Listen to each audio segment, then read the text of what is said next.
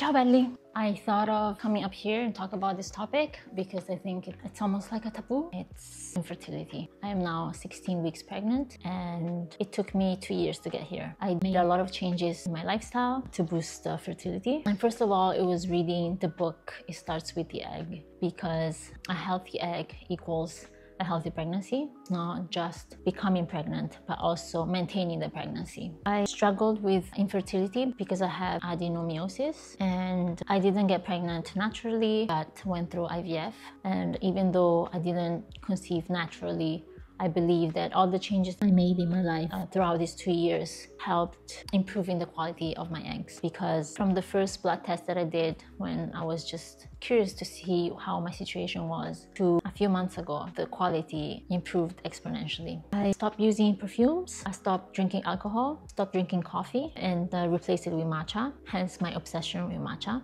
Lots of changes in my diet. I tried to reduce gluten and all foods that would cause inflammation, because an inflamed body, inflamed reproductive system equals infertility. I opted for whole foods, meat that was grass-fed. I stopped buying anything that was contained in plastic containers or aluminum containers. So between a juice that was contained in a plastic container and one that was in a glass container, I would pick the one in the glass container, even though it was more expensive. And got rid of all the plastic in my kitchen, all the plastic containers, because if you heat up food in a plastic container, the plastic releases toxins in the food. No more plastic cutting boards and other kitchen utensils, which, you know, all these lifestyle changes are expensive. I replaced all my pots and pans because they were non-stick. All of them had scratches, which is even worse because the scratches release the forever chemicals that are linked to cancer and infertility. I stopped touching paper receipts. This is a big one because I used to always have paper receipts in my pocket, and during the day I would just play with them non-stop. What I found out is that the ink on the paper receipts, when in contact with the skin, releases chemicals that are linked to infertility. And if you pay attention, most people who have cashier jobs,